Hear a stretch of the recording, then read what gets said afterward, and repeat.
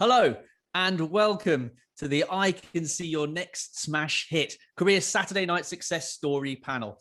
I'm Toby Earle, broadcaster, journalist, and TV critic. For the next hour, we're lucky to have the creatives who've brought some of these shows to the screen, who'll discuss their genesis, how they were brought to life, and what might be next.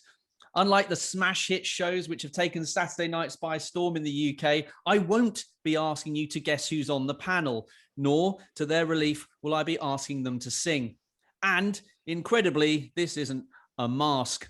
Today, we're fortunate to be joined by a panel who've brought these shows to the screen, both in the UK and where they first delighted audiences. Joining us today, we have Rachel Ashdown, commissioning editor at BBC Entertainment, Amelia Brown, MD of Thames and executive producer of I Can See Your Voice, Derek McLean, MD of Bandicoot and executive producer of The Masked Singer and The Masked Dancer, and Albert Park, executive of format sales at CJENM, original creator of I Can See Your Voice, who is joining us from South Korea. Towards the end, we'll have 10 minutes of questions that you can submit. Please do throughout this, as you hear something which grabs your imagination and you'd like to know more, please send via the chat option, I believe. And before we get started, let's remind ourselves of why we're here with some of the brilliant and surprising TV shows which turned us all into sofa sleuths and helped us through lockdown.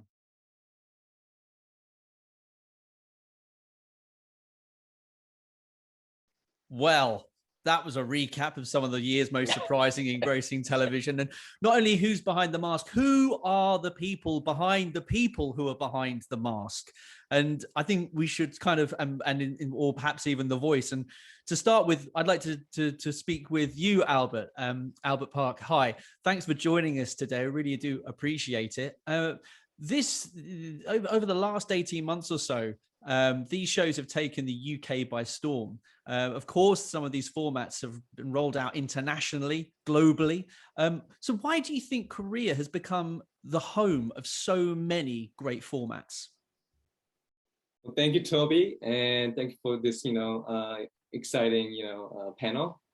I think, my answer to that is that this is not something that's extraordinary. The Korean, culture itself is very unique, and we're not afraid to try new things. But I think the originality and uniqueness is something that shapes our culture. And, we're not afraid to try new things. So I think that really has been, really marks the Korean industry. But I think The Masked Singer and I Can See Your Voice are the two formats that really changed this game and really, made our formats to shine in the international markets. And with something like I Can See Your Voice, was that a hard sell? Was it a tricky one to say this is a concept which we can believe can be a huge hit? We first actually aired the show in 2015 and we packaged it at mid-markets. And believe it or not, it was really hard sell. There were some like inquiries, but they didn't really see this as a format. They like the concept, they like the idea, but it's just a format from just another continent, Korea. But we believed in it. We believe in this originality of the format. And for example, like the UK version and US version, when it first got started to pick up, and it was each sell from that moment onward, I think. Yeah. And is there a fearlessness within Korean television, both behind the camera and also from the audience, when it comes to sort of accepting or kind of climbing aboard these new formats and these new concepts?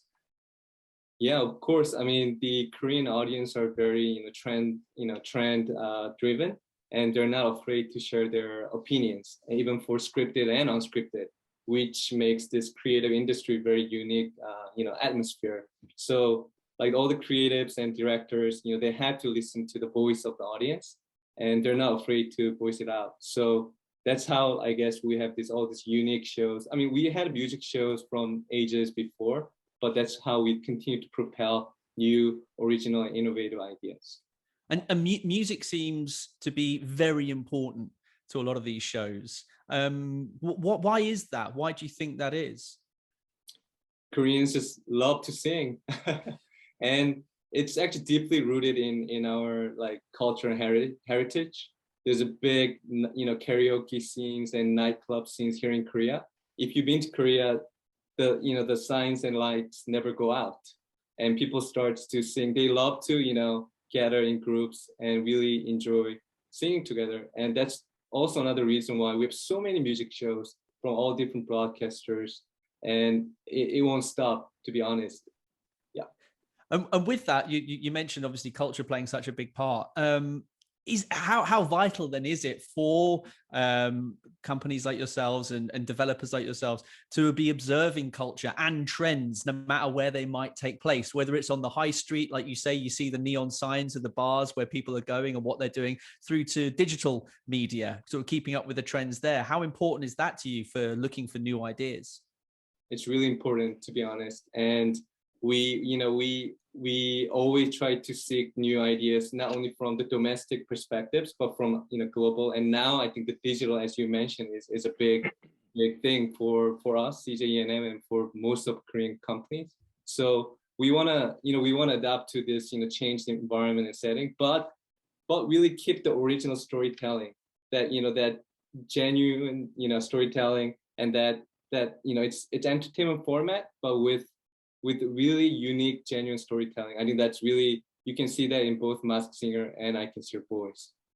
So something that was found here in the UK that was really significant for both of those shows you mentioned there was that families could sit down together and watch it as a group. And that's not, quite hard these days, what with the fractured landscape of television and how people spend time on their devices. Is that how it was viewed in Korea? Would families sit down as a unit to watch I Can See Your Voice, or was that how they viewed that show? So in Korea, the I Can See Your Voice and Masked Singer are both on prime time. But frankly speaking, in Korea, the prime time viewing, family viewing isn't really a norm. People here are very, used to using digital gadgets. And also I think the cultural element also plays in, is that, those prime times from 8 p.m. to 10 p.m., throughout the week, these are the times where, a lot of, youth and kids, work on their schoolwork and homework. And actually it's the parents who really control the remote control. So a lot of these kids would prefer to watch the shows like this on their platform, on their device and digital platforms. Yeah. So would they watch the whole show, or would they watch bits of the program? I mean, would they digest the whole show, or do they just like to watch clips? They prefer to watch clips. So all of these shows have scripted version in our digital platforms. Both I Can See Your Voice in our in-house platform, and I think Masked Singer for their platform as well. Yeah. And how does that affect when it comes to actually sort of formulating the show? Because you obviously want to have a show that the older audience can sit down and watch as a single process, in a single viewing, but you also want to make sure you have those killer clips for the youth to watch. How much of a part does that play in thinking about the formatting? I think it does. And then that's where the spin-off really comes into play. We haven't tried that much with I Can See Your Voice and Masked Singer, because these are two very iconic and proven formats. But for other shows from Korea, they're trying more youth targeted, different spin-offs. So the creatives, our directors, plan that for both linear TV viewing and for digital viewing as well. And this is very, very, common for Korean programming. Oh, so short form is kind of really thought about in parallel to the main program itself. Right. And is that and that's always a consideration that I'm guessing for programs, in order to make sure that you get that younger audience. That's right. Yeah. And so with the way that TV companies are set up in Korea, the kind of the process of bringing a show to the screen, does it seem that there are fewer barriers to bringing those ideas to screen than perhaps elsewhere? What's your experience of that? So from speaking from my company, we have usually in-house, most of the entertainment shows are created in-house. But what's unique about Korea is that we have, of course, executive producer, and then there are several producers that are assigned to bring in new ideas and formulate new developments. But we also contract a lot of outside writers, and we call it writers, but they bring in these new ideas. And this is very this is very common. And then they're not afraid to try new things. And we also have our very dedicated international forward kind of junior pilots, where we give more younger producers, give them a chance to test new things that can be very internationally appealing. So I'll say the process and having the channels and broadcast helps, but in general, it's not that hard to have your idea pitched, go through the programming and get that commission. And just finally, for the moment, Albert, I wondered, how do the UK versions of these shows differ to the original? And do they do something that you quite like to see in the Korean version? Are there little adjustments that have been made that you quite like to see in those Korean originals? I mean, for I Can See Your Voice, I think the UK version is my favorite one. And what's the majority of tone and manner is pretty much the same, which we're really grateful for executive producers here who created the show. But one thing that's really different, I think, is in the UK version, the contestants were ordinary people that paired up with the panelists, and we have a celebrity singer who all come together to do this guessing. Where in Korea, the entertainment culture is very celeb driven. So the players are the celebrity, the singers themselves. So I think that was a different. And for Masked Singer, I think the UK version focused a lot more on the entertainment element, the costumes, and that making a big buzz, making it loud. Whereas in the Korean one, it's the focus and the highlights is really on the guessing who that voice would be, and less emphasis on the costumes. So I think that's the cultural element play that into it for localized versions. And for I Can See Your Voice, I think what I really like from the UK version is that the chanting that the host does, let's hear your voice. I really actually want to adapt that into Korean version. And also with the Masked Dancer, which is a spin-off, we want to create some kind of spin-off of I Can See Your Voice, which our Dutch producer managed to do a kids version for their special episode. So this is something that our original crew is very much looking forward to. I mean, I can almost hear the keyboards going as people try to contact people to get ahead of the game here, as you mentioned that. This brings me beautifully, thank you, Albert, on to Derek, MD of Bandicoot, who brought Masked Singer and Masked Dancer to UK screens. I mean, Derek, I might as well start with the obvious question. What did you like about it? What did you like about the Masked Singer? What was it that you wanted to bring? Why? What did we not like about it? I think for us, it's just when we saw it at first, it's interesting because what is brilliant about the show is it does take on a different life in every different territory that it turns up in, I think. And it just felt like such a fun, bonkers, different, silly way to do singing. And of course, the first thing we saw and that we loved was that it was a guessing game. And it just felt like a real hybrid of two genres, in that it felt like we could do a very high-end entertainment singing show, but that the real twist on it was that for the public at home, for the viewers at home, and for the panel, it was a guessing game, not just a singing competition. And at first, actually, when we pitched the show, of course, so many people said, like, we've got enough singing shows and talent shows, don't really think we need another one. And we kept saying, it's not that, it's a guessing game. This is a guessing game. It's not just a talent show. And it was only when the penny dropped and people began to really understand that, the guessing is such a massive part of it, that, that I think it felt like that was the point of difference. But Albert is totally right that, I think we love, going to town on the costumes and making them much more extravagant. And, it does look like a very different show, I think, to the one in Korea. And Korea, I think, has a really great tradition of sort of comedy in their mainstream shows, and the comedians that they had that would guest, and so many of them. It is quite a different show in Korea, but it's also done brilliantly in places like Thailand, and it was the Thai costumes that we saw and actually thought, this is something of scale that we could do in the UK, and of course in the US as well. They saw the same show and could see the opportunity for it as well. Well, I mean, it absolutely burst onto the screens, this huge mass of color and entertainment.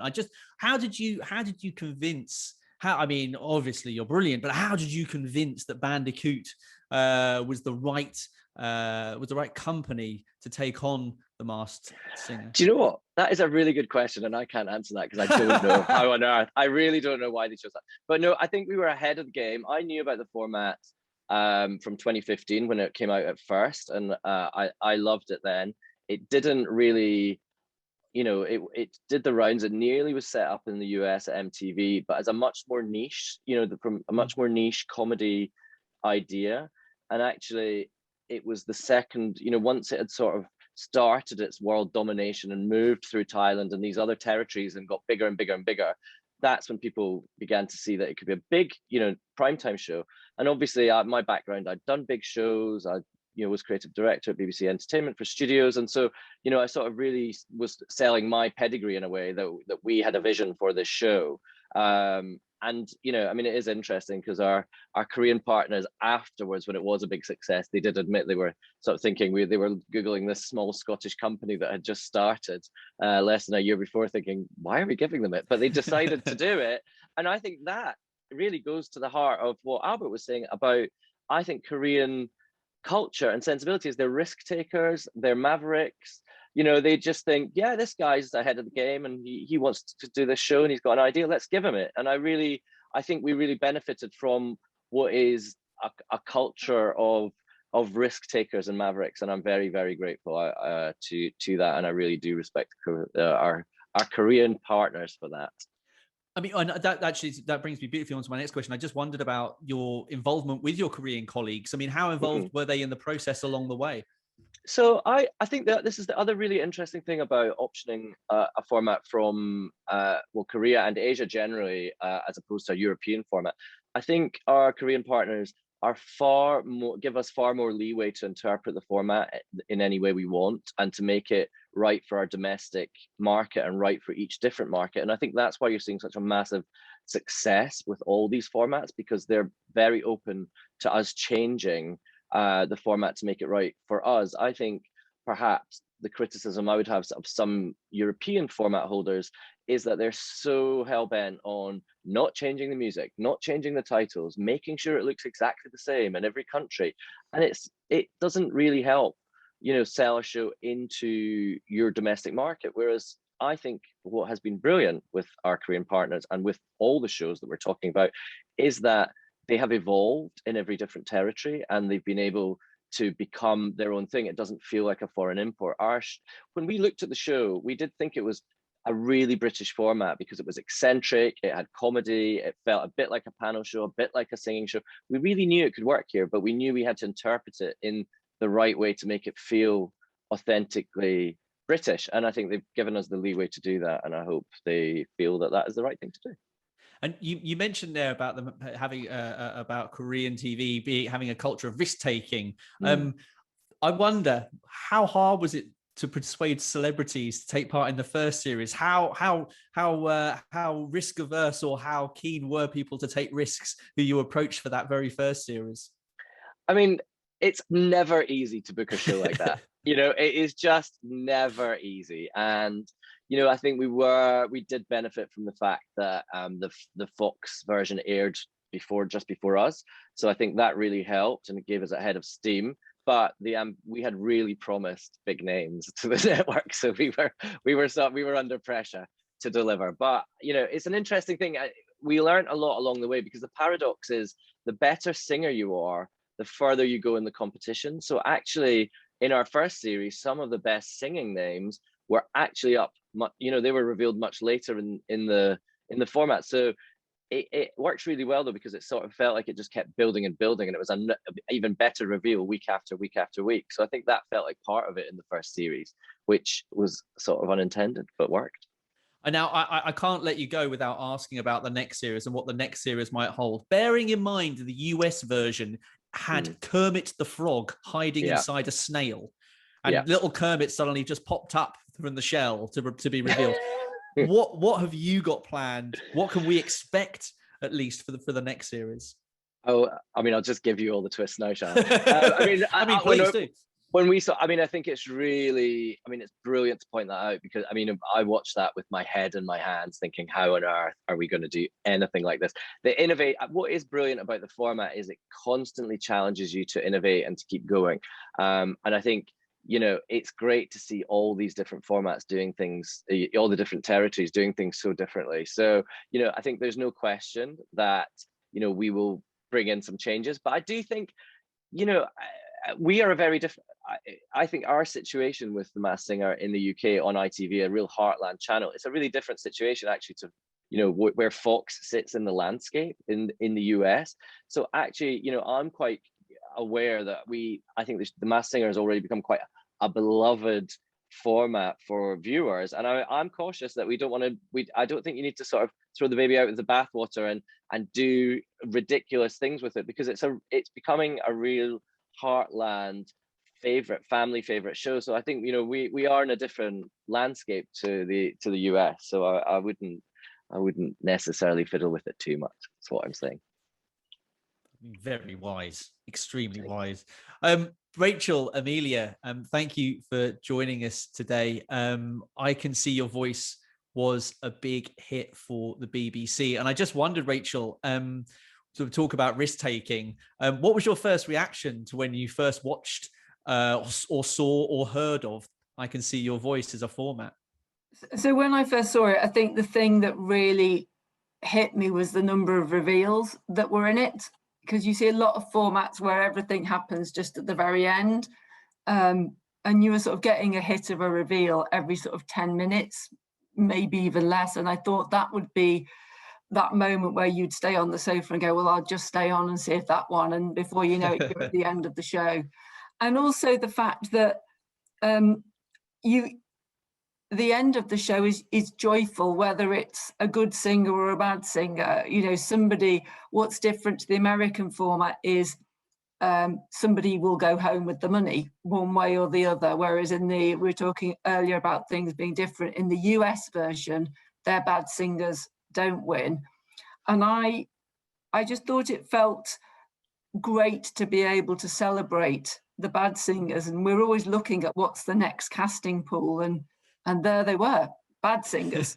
Are there more of them to choose from than good singers? I think this year we've had more people who now they know what the show is. I think that's safe to say, isn't it, Amelia? It's been easier to find the bad singers this time. Yeah, definitely. Once they've realised that they can actually win some money for being terrible at something, it's that's easy. I wondered there, Rachel, when Albert spoke about and you know, Derek sort of commenting on Albert's comment as well about the sort of culture of risk taking.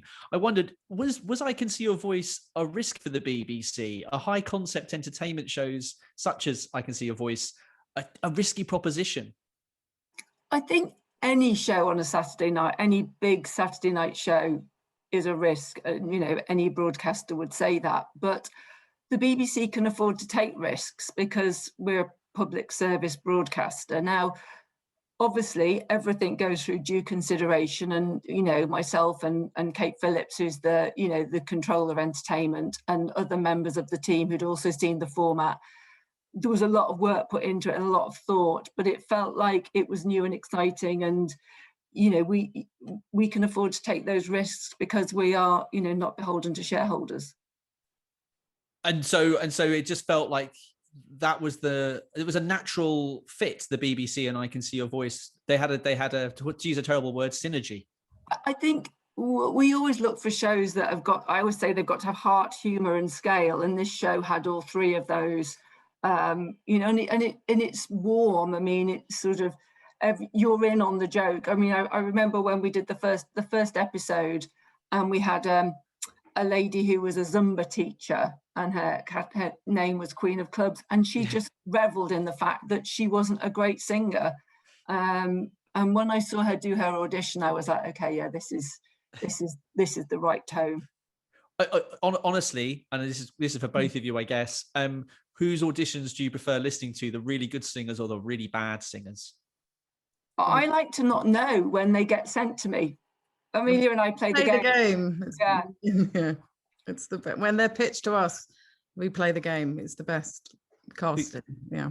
Who's winning at the moment, would you say, Amelia, out of you two? Who's Actually, I think we're on a par. Yeah, we're quite good. We tend, we do. Sadly, we've done this for a very long time. But just back to you, Rachel, talking about that risk taking and but you said it had those kind of elements that you look for in a show. How hard is it to get a Saturday night show like that land with viewers, and why do you think I Can See Your Voice did to the extent that it has? I think one of the things that really helped it land was the play along factor, and particularly in the times we were in, you could play along on your sofa, but also play along with people who you might not be with. I think everyone talks about family viewing, but also lots of people watch telly on their own. And, we heard sort of stories of people setting up family WhatsApp groups with someone who was away playing along. And, so I think that was kind of an important factor. But launching a Saturday night show is challenging, whatever you're doing. I mean, it is hard. But we had a brilliant team making it. We had a brilliant team supporting it, sort of Amelia and Lou Hutchinson, who was the exec, and Lee, who was the series producer, did a brilliant job on it. And also the team who were helping to sort of land it, worked incredibly hard. We heard there, you say about the WhatsApp groups being set up so that people can guest together, whether or not they're able to watch it. Albert spoke about how families and their children don't necessarily watch the show together. So is that a consideration for the next series, making more short form content? Does that kind of play into planning at all in order to be able to hit those younger demographics, which the show did in the first series? But are you having to be mindful of that? Well, the show did really well for the younger demographic and rated above average, which was great. And I think what we learned was it's about having moments, and whatever show you're making, whether it's Strictly Come Dancing or whether it's I Can See Your Voice, you're looking for moments that people are going to talk about. And I think that's what we're looking at with this next series. Now, Amelia, I know you won't be giving too much away about the next series, but I just wondered, in terms of when you were first made aware of it, what were the elements of the format which really appealed to you, which made you think this is going to be a winner? I think it took an element of the shows that I've been lucky enough to make for nearly 20 years now, and it took one of those most important elements, which is the contestant walking out on stage, and the bit that as a producer you need the viewer to be interested in that person from the very beginning. So you want the people at home on their sofas, you want them asking those questions, you want them going, where are they from, what do they do, are they going to be good, are they going to be bad? And that we've been doing that for years. And the Koreans took that very simple idea and turned it and gamified it. That was the moment I think, oh, this is brilliant. And it was also the most frustrating moment, because I was a bit like, this has been staring me in the face for 20 years and I hadn't thought of it. So it was simple but brilliant. And then the other bit is, I think Rachel's touched on it before, it allows you to laugh at bad singers freely and brilliantly, because the bad singers are in on it and they're enjoying it and they can win, and you're celebrating that actually it's kind of brilliant to be terrible at something, and that's great. And that was the key thing for me, those two parts. I mean, there is an element there, right? Anyone can take part in the show. It's literally anyone can compete, right? That you would like the doors to be wide open to anyone who feels they can actually sing badly. Yeah, exactly. I think also it's like, if you think back to a show called Stars in Our Eyes, that was a guessing game. Someone had come out and you'd look at them and go, well, who are they going to be? And then they go Cher, and you go, wow, okay, good luck behind the smoky doors. And then out would pop Cher. I mean, have you got are you saying you have a share lined up in series 2? Is that a little slip? I mean, was that no? Okay. No. I just Dan was always my favourite Stars, and I worked on Stars in Their Eyes, and when we had to share, that was always my favourite. I just wondered as well with we talked a minute ago with Derek about how things were slightly tweaked or majorly tweaked for a UK audience. What sort of changes were made for the British version of I Can See Your Voice? We didn't make massive changes actually, but because we were lucky enough that we had few, I think it was up to 7 seasons worth of knowledge from the Koreans and from our partners at CJ. So it was small tweaks. We took the decision to put 2 players in instead of 1, but actually it's different anyway in the Korean version because they're celebrities, as was mentioned before. But we did 2 players because we felt that actually we needed as much guessing, as much chats, as much banter as possible, and having 1 player could be quite intimidating with that celebrity. And then I think the main way it becomes suitable or more British is in our post and in our 3 panelists who are sort of intrinsically sarcastic and funny, like have that sort of right tone of humor, and they set the tone very well, I think. But everything else was it was a gift really. It was there, and it was tweaks. So we were very lucky. You mentioned the panelists. It was quite an unusual, I would say, lineup of panelists to have on a Saturday night show on BBC One. I mean, Jimmy Carr, I don't think you would ever have really thought would be a sort of family-friendly Saturday night game show panelist, but there he is alongside Alison Hammond and Amanda Holden. How important is that chemistry between them, and of course the guest performer? And how did you collate those 3? Were there chemistry reads? Did they hang out a bit and you just watched them observe? You observed them hanging out a bit? No, we didn't do that. I think quite often it's a gut thing. Also, I think it's when it's least expected and when people are like, that'll never work. Go, well, I think it probably will. But the main thing is they all need to have a wicked sense of humour, which we knew all 3 of them did. They all need to be able to take the mick out of themselves, which they all do willingly, and be really up for it, which they all were. And then even the panelists themselves, when they found out who else was on the panel, even they were all like, well, that's a bit peculiar. And then it took all of 10 minutes of them sitting in the room, and the spark was brilliant. And actually the surprising spark was probably between Jimmy and Alison. Suddenly it was this love fest, and you were like, well, who'd have thought? And then Paddy sort of in the mix as well. But they've all just got a brilliant, wicked sense of humour, and that's what you need. And they're just really, they've got to be really game. And they are, the 3 of them. So yeah, it was the peculiarity of the situation that made me, and I think the BBC, like it and like the idea of it more. And you mentioned CJ, ENM, your colleagues. How closely did you work with them in bringing I Can See Your Voice to the screen in the UK? Really closely, actually. They were amazing. They've had, they've put the show together, they've done loads of series, they're like the Bible of information, and they made everything available to us, which was brilliant. I think one thing that people think with these sort of shows, even game shows, they seem very simple on the surface, but they never are. There's a lot of detail, there's a lot of complications, there's a lot of layers. And luckily for us, CJ have been through all of that, and their attention to detail is impeccable. So we were just gifted with ask us any questions. They were always available. We would back and forth. We would have some suggestions. They would like our suggestions. Sometimes we'd say something. They were like, no, we tried that in season 2. It's never going to work. Don't do that. So yeah, it was very collaborative and like so useful. It made life so much easier for us. Did you learn much about the way that they made TV? And if so, were there any elements that you kind of want to import into your working life and the way that you make telly?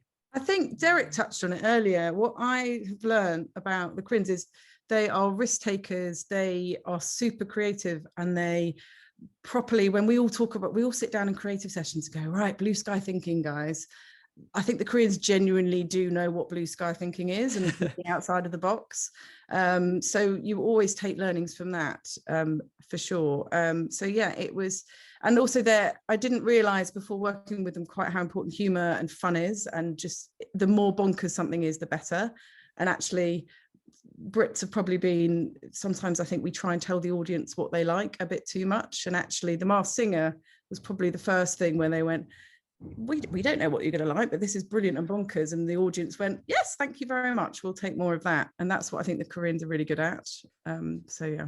So is the BBC going to be rebranded as Bonkers British Competitions? Yeah, exactly. Great, glad to hear it. And just finally, just for you and Rachel and Amelia, for you both, I know I mentioned Cher earlier about and whether or not she might be making an appearance in the second series of I Can See Your Voice. What can we perhaps expect from the second series of I Can See Your Voice, if not Cher? We've got a Christmas special, which will be Christmas songs. So hopefully that'll be people singing along, you know, their favourite Christmas hits. And more of the same, really. And I think people are working really hard at, you know, their bad singing, and we've got some really amazing good singers that I've been blown away by. Yeah, I'm with Derek as well. There's nothing worse. There's nothing worse to a good format than a bored producer who feels the need to meddle with it. It's like, no, it's really good. It works. So just make the devil's in the detail. So where you can make small things better, do, and withhold as much of the successful parts as possible. I mean, I'm already now looking forward to Christmas. I mean, I thought you know, it's the middle of summer, but the very thought of belting along to Slade. Badly. Badly. Or am I good? Or am I good? Yeah, I know. All I want for Christmas out of tune. That's all anyone wants to hear. Well, that is what's next, but also what is actually next, because Korea is this powerhouse of entertainment, and there are many hit shows which have yet to travel from there and might actually have a home in the UK. So we have a reel now of some of the upcoming, of some shows which have been a hit in Korea and might yet transfer to the UK. And we've got three shows in this reel here. I'm going to give you a quick synopsis of each. We have Lotto Singer, Exchange, capital E, capital X, and Sing Again. And in Lotto Singer, there are 45 singers from various genres competing to be ranked in the top 6. And viewers at home can win money if they guess the right top 6. In Exchange, you have 4 separated couples brought together in a house, but the twist is they can't reveal who their ex is. Will they recouple with their past love, or will they find new love? And in Sing Again, you have former singers who are once popular or well-known who are given a second chance at fame.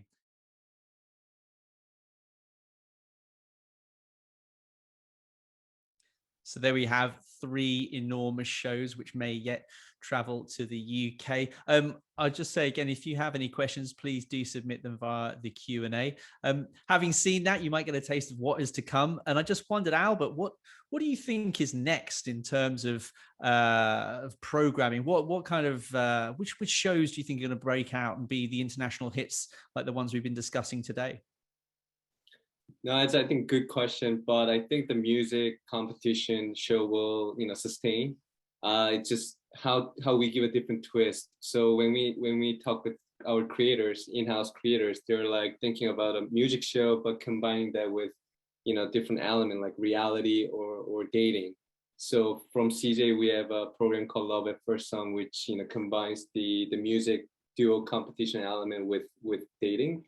And also what I'm noticing is from Korea is with the rise of, you know, all these new digital platforms, there's going to be a, you know, really different approach to, you know, different genre of formats, but in the realm of social experiment and reality, because the reality element that is, you know, we do the best. The Korean producers are really, you know, a pioneer of that. So let's see. I mean, we have a lot of shows are being created from in-house, and I'm pretty sure all the broadcasters from Korea is really working on it.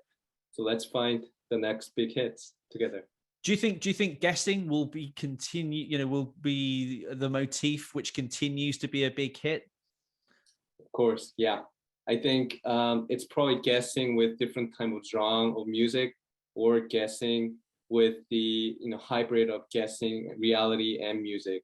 I can't reveal this, but we're creating this show where it's scripted. It's combination of scripted, but you're trying to guess who the, you know, the reveal, the solution or something. But through that course of arc series, then audience are drawn into it. So that guessing element will continue to play a big factor in the Korean form. Like an interactive detective game. Sort of, but on an unscripted arena. Okay. And what have you? And just finally, Albert, I wonder, what have you seen that you think would work in the UK? Is there a particular show you would think would work really well in the UK?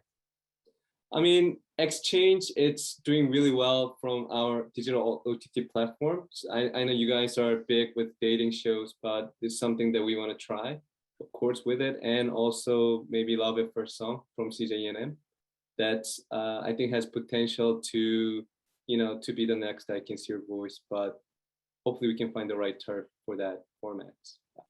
Right. I hope everyone's paid attention there. And just wondered, the rest of the panel, Derek, Rachel, and Amelia, what do you have your eyes on? Is there a particular show that is appealing? I thought all three of those shows were quite appealing in different ways. I think what Korea does really well, as you say, is sort of this sort of genre busting, putting things together, sort of hybridizing ideas. So, I mean, I think any one of those three could do very well. Amelia, is there anything there that wet your whistle or something else that you've seen? I mean, I think we're always on the lookout, aren't we? And then we'll all play our cards very close to our chest. Because we're not exactly. Exactly. No, I thought they were all. No, I think. We should point the one we think isn't a good one. So you should get that one, Amelia. Exactly. Rachel, I was wondering if you put yourself on mute there in case the one that you wanted slipped out and someone else dived in first. Have you seen anything recently that you've really felt compelled to kind of bring to the UK? I think, we're always looking for the big Saturday night show, and obviously that can also be homegrown. I mean, this weekend, The Wheel returned with Michael McIntyre really successfully. We also debuted Take Off with Holly and Bradley. So I think it's about just always finding the biggest idea, wherever that comes from, that we think is going to work with the BBC One audience. And so is Korea somewhere you're still very much keeping your eye on for the programs and the hits that they're having? I think you just have to be open to everything. It's sort of, I think you would never just look at one territory. You just have to be open to everything, because they are so hard to find, these, big hit Saturday night shows. And I just wondered, just this final question from me anyway, for all three of you, I just wondered how working with your Korean colleagues and the talent has potentially changed the way that you work or the way that you approach program making? I would say, I sort of touched on it earlier. I think when you're working with people that are excellent at thinking outside the box, it just helps you do that as well. I think it's quite easy to, especially in development, to get stuck and think of variation, especially when you're known for making a certain type of show. It's quite easy to get stuck in making versions of, like, ideas wise. So when you are in a working relationship with people who are risk takers, as Derek said, think of big ideas, or genre busting again, as Derek said, then I think it helps push you that way. So that's definitely something that I would add, I think, Amelia talked about it earlier about, the moment of the singer walking on stage and suddenly thinking, God, why did I not realize that is a brilliant moment to make a game? I think sometimes we try too hard and ignore the obvious. We're sort of going too far in a development sense away from what the public love. And I think what these shows from Korea show you is that it is a tiny turn of the wheel to make it something really different, but it still keeps, the really obvious tropes that people love. It's not that much of a change. It's just a brilliant tweak. And I think that's really made me rethink, how we do things, and maybe be a little bit more obvious about what the public like. Thank you so much, all of you, for fielding my questions. I now have some from the audience. And I'm going to start with one for everybody on the panel. And this might be this might be a tricky one to answer, but the question is, what is your ideal format and why? One that gets 10 million viewers every Saturday night. Yeah, I mean, I have to say, I think seeing singing shows comfortably done in so many different iterations over the last couple of years has really heartened me that it's such a perennial. I think there was, for a while, people were saying, oh, we've got singing, there's too much singing on TV, but this sort of brace of shows has really shown that you can take a loved idea and do it in a different way. So for me, I am a huge fan of the singing format. Yeah, and I think actually, Derek, when we launched All Together Now on BBC One, that again, that was a slightly different turn of the singing dial, bringing scoring in, but it still had those moments. I think in any format, you need to have those talk about moments that may or may not end up as short form, as Alba was saying. Amelia, what's your ideal format? I'm going to sound really biased, but it is a talent show. It is. I can never fault.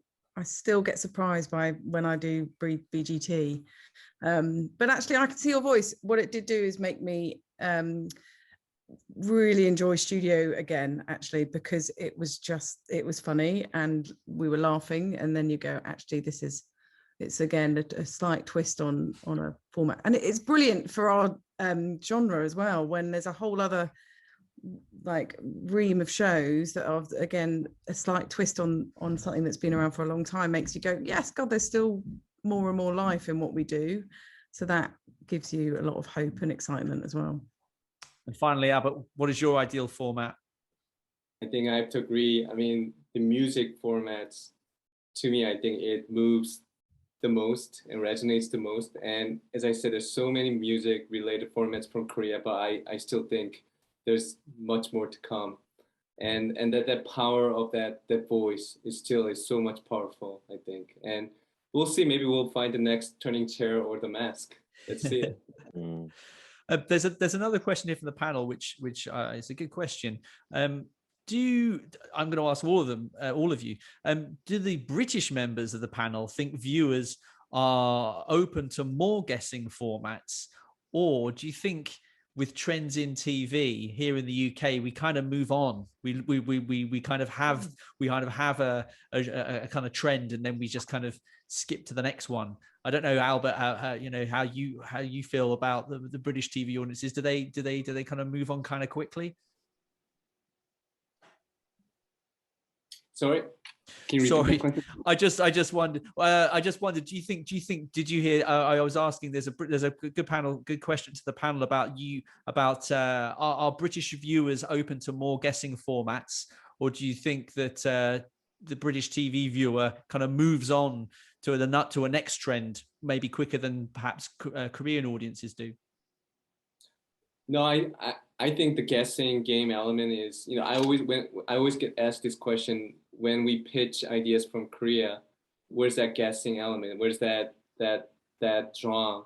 So I think, there's a reason why people ask that, and we need to obviously, we have to change the trends, but at the same time, there's a reason why there's tentpole, formats. And in that way, I think the UK adaptation version really, and I Can See Your Voice and Masked Singer really taught us a lot of lessons of how we can scale the Korean shows, but also at the same time, how we can now, made this global format brand, and how we can fully utilize that. So to me, it's, we need to take this good, this momentum really well, but also at the same time really respect the the culture and taste of each of UK, each of different market, including UK. So thank you. I don't think it's a bad thing.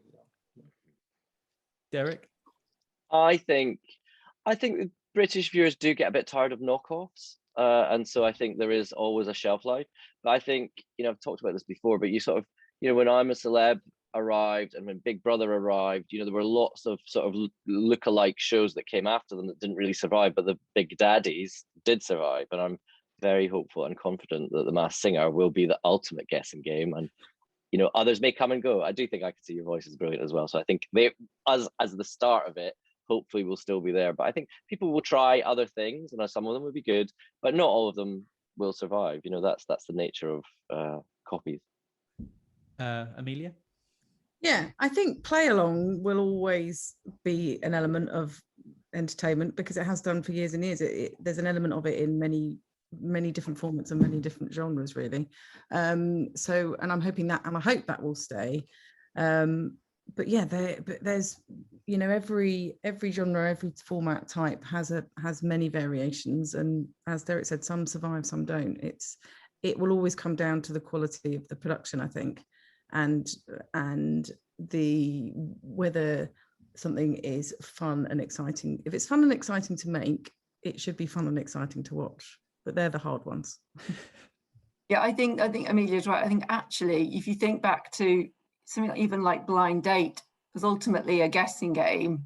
You know, that it's just that the person was sat the other side of the wall. So I think the guessing game will be dialed up and down in a format, but ultimately we like to shout at the telly. It's, you know, it's what one of my shows was The Wall. It's why people shout at the wall at number 7 in the hope that it's going to drop in the right place. And we are fast approaching the end of this session. I just wondered something that struck me while you watched these shows, in particular the shows we've been talking about. A lot of it is about positivity. And Amelia, you talked about, you know, even the bad singers get to have their day in the sun. Is this part of the show's attraction? Do you feel like there is an overwhelming sense of positivity, no matter what's happening really within them? It is all pretty joyful. Yeah, it's entertainment. Entertainment should always be joyful, I think. Sometimes, and maybe in the past, that might have been forgotten a little bit, but I think it's very important as producers we remind ourselves that you watch an entertainment show to most of the time escape something else, probably to enjoy yourself, to enjoy spending time with the people you're watching it with, or whether you're talking to people on WhatsApp, etc. So yeah, it should be joyful and fun, and always be warm. Everything we always say we do should have warmth at the core of it. We were very conscious with Masked Singer and Masked Dancer that we would never critique or criticize the performances, because that wasn't the nature of the show. That's not what the show's about. It's joyous and uplifting, and and I think both series have come at, you know, specific times where we could have done with a bit of joy and happiness. So we've been lucky with that. Well, thank you all for your time today. I really do appreciate it. And Albert, for your time this evening. Thank you all so much for your expertise and your insight. I really appreciate it. Thank you to the Royal Television Society as well. And of course, everyone who has tuned in. Thank you very much and stay safe.